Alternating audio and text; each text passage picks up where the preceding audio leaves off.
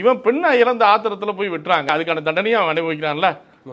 போய் வெட்டிட்டு அவனை சட்டம் விட்டுறவா செய்து பெண்ணை பறி கொடுத்து ஆணவ கொலைக்கு அவன் தண்டனை அனுபவிக்கிறான். ஆணவ கொலை ஏன் நடக்குது? முதல் இந்த பெண் பிள்ளைகள் தெரிஞ்சுக்கணும். இந்த நம்ம தகப்பன நாளைக்கு கொலகாரனாவோ இல்லை ஒரு தற்கொலை பண்ணவோ விட்டுறக்கூடாது. பெண் பிள்ளைகள் தெரிஞ்சுக்கணும்னு சொல்லி தான் அந்த படங்கள் எடுக்கப்படுறது. இதனால கத்தி அருவா வெட்டு குத்து ரத்தம்லாம் ஏன் வருது? உன் மனசை நீ சரியா வச்சுக்கிட்டா, ஒரு பெண் பிள்ளை தன் மனசை சரியா வச்சுக்கிட்டா பெண்களுக்கே தெரியும் தானே சார். அப்படி கிடையாது. கூட்டிட்டு போய் கர்ப்பமாக்குன்னு ஒருத்தர் படம் எடுக்கிறான், கூட்டிட்டு போ கர்ப்பமாக்கிட்டா அந்த பொண்ணு வந்துட்டு ஒரு சின்ன சொல்லாங்க பாட்டு பாடுறேன், 8ஆம் வகுப்பு படிக்கிற பிள்ளைய நான் கற்பழிச்சிருவேன் யாரு அது அவனை கூப்பிட்டுலாம் திரும்ப அவனை பாராட்டியிருக்காரு, அவனுக்குலாம் பரிசெல்லாம் கொடுத்துருக்காரு. இப்போ நான் என்ன சொல்றேன், இப்போ ஒரு நம்ம 9ஆம் படிக்கிற மாணவி பாண்டிச்சேரியில் இப்போ இவன் பாடினது அதுக்கு ஒரு முன்னுதாரணமா இருக்காதா? என்னங்கடா சமுதாயத்தை சீரழிக்கிறீங்க? ஒரு சமுதாயம் ஒரு பெண் பிள்ளைகளை பெற்று வளர்க்கவே முடியாதா?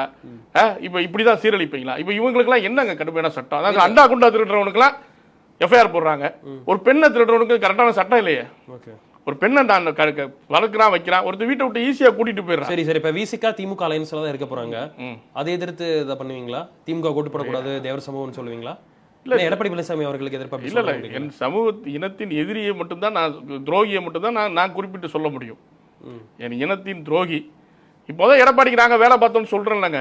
சரி, 4 வருஷம் எடப்பாடி கூட நாங்க பயணிச்சிருக்கோம், எடப்பாடி பின்னாடியே போயிருக்கோம் எல்லா பிரச்சாரத்திலையும். நான் இப்ப நேற்று கூட இதுல எடுத்து எல்லா பிரச்சாரத்திலையும் நாங்க போய் நின்றுருக்கோம் எடப்பாடி கூட நாங்க இல்லாம இல்லையே. தேவர் சமூகம் எடப்பாடிக்கு அதான் நான் சொல்றேன், தனிப்பட்ட எதிரி இல்ல எடப்பாடி. எங்களுக்கு எப்ப 10% கொடுத்தாரோ அப்ப இருந்தா ஒரு துரோகின்னு சொல்ற ஆரம்பிக்கிறோமே தவிர்த்து அதுக்கு முன்னாடி அவரை நாங்க ஒண்ணுமே சொல்லி திமுக ஓட்டு போடுறவங்க திமுக ஓட்டு போடலாம், அதிமுக ஓட்டு போடுறவங்க போடலாம், எங்க சமூகம் எல்லா கட்சியிலும் பலமா இருக்காங்க, அதெல்லாம் நாங்க சொல்லவே இல்லை. துரோகின்னு வரும்பொழுதுதான் அது துரோகத்தை அப்பதான் நாங்க கொதித்தெழுகிறோமே தவிர்த்து மற்றபடி திமுகவும் அதிமுக ஓட்டு போடுறத நாங்க எப்பயுமே எங்க கட்சி எல்லா கட்சியிலும் வலுவான அமைச்சர்களா இருக்காங்க. பாத்தீங்கன்னா 2 கட்சியுமே நல்ல மரியாதை தருது, நல்ல அமைச்சர்களா தான் வச்சிருந்தாங்க. இங்க இப்ப இந்த துரோகத்துக்கு அப்புறம் எங்க தலைவர்கள் மீதே கோவம் வருது, வைறாங்க. இன்னைக்கு ஏன் சமூகத்தை சேர்ந்தவரே எங்க அமைச்சர்களை போட்டு வையும் பொழுது இது எனக்கு வேதனையா தான் இருக்கு.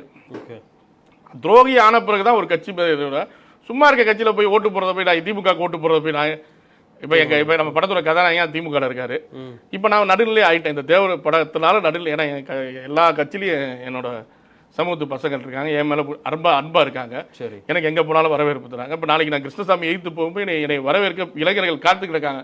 கிருஷ்ணசாமியை வீழ்த்தணும், எல்லா கட்சியும் கிருஷ்ணசாமியை வீழ்த்தணும், நாங்க கொண்டு சேர்றோம். தேவர் படைன்ற பேர்ல நாங்க ஒண்ணு சேருவோம்.